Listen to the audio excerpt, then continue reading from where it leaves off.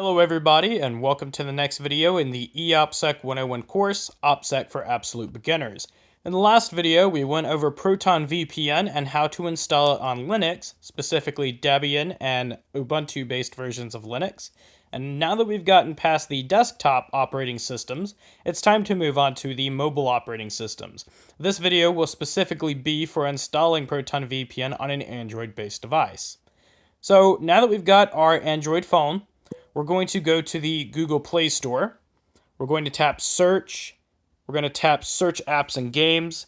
And we're going to type in Proton VPN.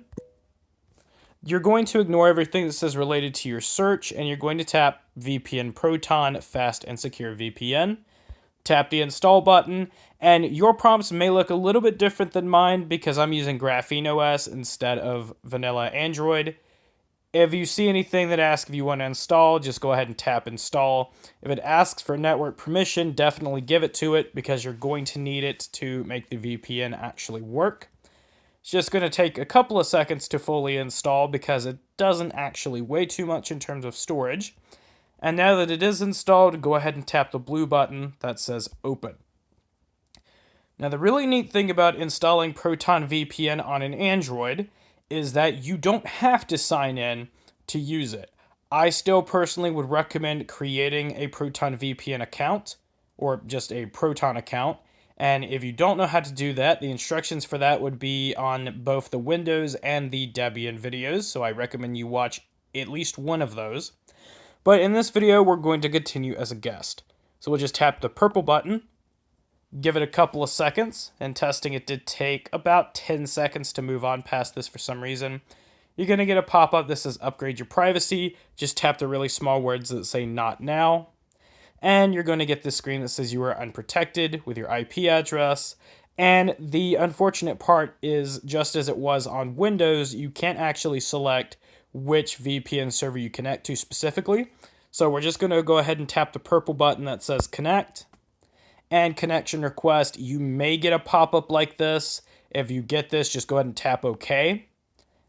And you might get a notification that says don't get caught out. Enable notifications to get alerted about changes to your connection status. In this specific case, we're going to go ahead and tap no thanks. And there you go. As you can see, we are connected to United States Server 11, which is the fastest free server. And again, if you are on Proton, free version, it only chooses from 5 different countries. I think the Netherlands, United States, Japan, and a couple of others, maybe Germany, but I'm not entirely sure. But either way, we now have Proton VPN working on our phone. And this is supposed to work even when you restart the phone, but just to make sure, if you do restart your phone, you disconnect and reconnect to the internet or a different network, just go ahead and reload the app and just make sure that you are connected.